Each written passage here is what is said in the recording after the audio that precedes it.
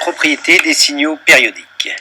Ici, nous allons vous présenter les différentes caractéristiques des signaux périodiques: fréquence, période, valeur moyenne, valeur efficace. Et nous allons terminer par ce que l'on appelle une décomposition en série de Fourier d'un signal périodique.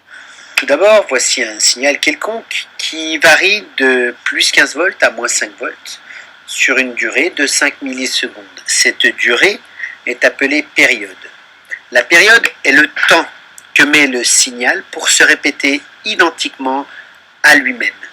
Ici, cette période est donc de 5 millisecondes. À partir de la période, nous pouvons définir ce qu'on appelle la fréquence. La fréquence correspond en quelque sorte au nombre de signaux que l'on obtiendra par seconde. Par exemple, le 50 Hz que l'on a sur le réseau veut dire que l'on a 50 sinusoïdes par seconde au niveau du réseau EDF. Ici, nous avons une période de 5 millisecondes, ce qui nous fait une fréquence de exactement 200 Hz, c'est-à-dire 1 divisé par 5, 10 moins 3, sachant que la fréquence est exprimée en Hz et la période est exprimée en secondes. Autre exemple, donc voici par exemple pour le cas d'un courant, nous avons ici un courant de forme, nous dirons, triangulaire. Sa période est de 20 secondes. Ce courant varie donc d'une valeur minimale de 5 ampères et une valeur max de 7 ampères. Sa période est donc de 20 secondes. F étant égal à 1 sur T, eh bien, nous obtenons 1 divisé par 20, ce qui nous fait du 0,05 Hz. Reprenons maintenant notre même signal pour lequel nous avons défini et la période et la fréquence. Et maintenant, nous allons passer un deuxièmement, valeur moyenne d'un signal périodique. Donc, nous sommes capables de définir ce qu'on appelle la grandeur moyenne ou la valeur moyenne d'un signal périodique, ici de notre tension. Nous la notons avec des crochets, un signe inférieur à un signe supérieur, que l'on dit valeur moyenne de U. L'expression mathématique s'écrit sous la forme 1 sur T intégrale de 0 à T de U de T dt. Une intégrale étant en fait la détermination de surface ou d'air, nous allons pouvoir réaliser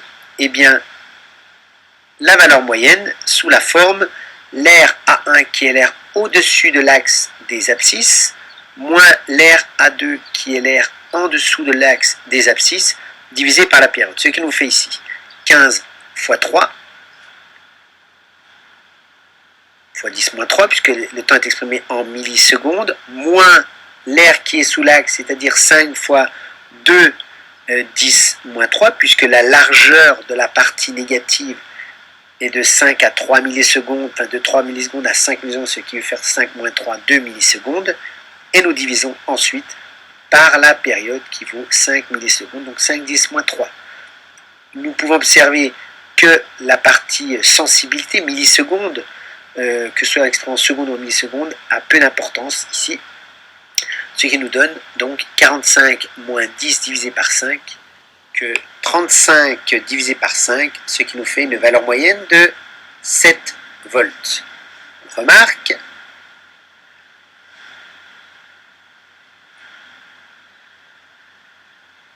si A1 est supérieur à 2, alors la valeur moyenne sera comptée positive.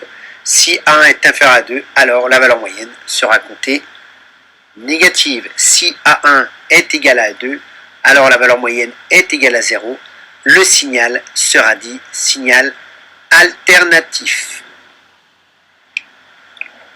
Prenons le cas maintenant d'un signal triangulaire, de notre signal triangulaire, notre courant qui varie de 5 à 7 ampères sur une durée de 20 secondes. La valeur moyenne de I va donc être égale à 5 fois 20 qui correspond à l'aire du rectangle inférieur, plus l'aire du triangle, je rappelle l'aire du triangle base fois hauteur divisé par 2, donc 7 moins 5 fois la base qui fait 20 divisé par 2, le tout divisé par 20 qui est la durée donc, de la période, ce qui nous donne 100 plus 7 moins 5, 2, 2 fois 20, 40 divisé par 2, 20, ce qui nous donne 120 divisé par 20, ce qui nous fait un courant de 6 ampères.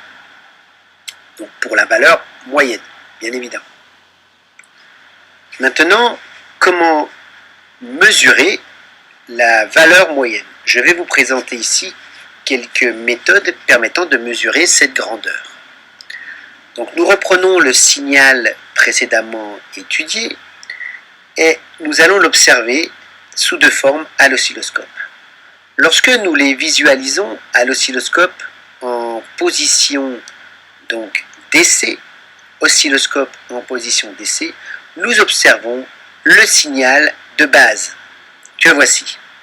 Lorsque nous allons observer le signal à l'oscilloscope en position AC, eh bien, nous allons observer le signal sans sa valeur moyenne, c'est-à-dire sans décalage. De cette façon, il nous est facile de définir le décalage qui correspond en réalité à la valeur moyenne du signal. Ici, entre le signal d'origine et le signal obtenu lors de la visualisation en AC, vous voyez qu'il y a eu un décalage de 7 volts, ce qui nous fait que la valeur moyenne de U est de 7 volts. Le signal U est donc égal à 7 plus U alt, qui est un signal donc de valeur moyenne nulle. Donc c'est le signal qui est observé en position AC à l'oscilloscope. On peut donc en déduire que U est égal à la valeur moyenne de U plus sa composante alternative. En définition, nous pouvons écrire que U est égal à valeur moyenne de U plus U alt. Je rappelle que U alt est la composante alternative de U. La valeur moyenne, que l'on appelle encore offset, se mesure avec un multimètre en position DC. Mais également, le passage de DC en AC à l'oscilloscope nous permet de déterminer donc, la valeur moyenne qui correspond au décalage du signal.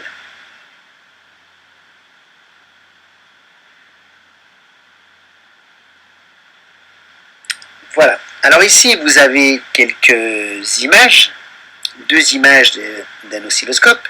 Donc le premier signal est observé, donc c'est le même signal qui est observé à l'oscilloscope, mais dans un premier temps, le signal est observé en position DC.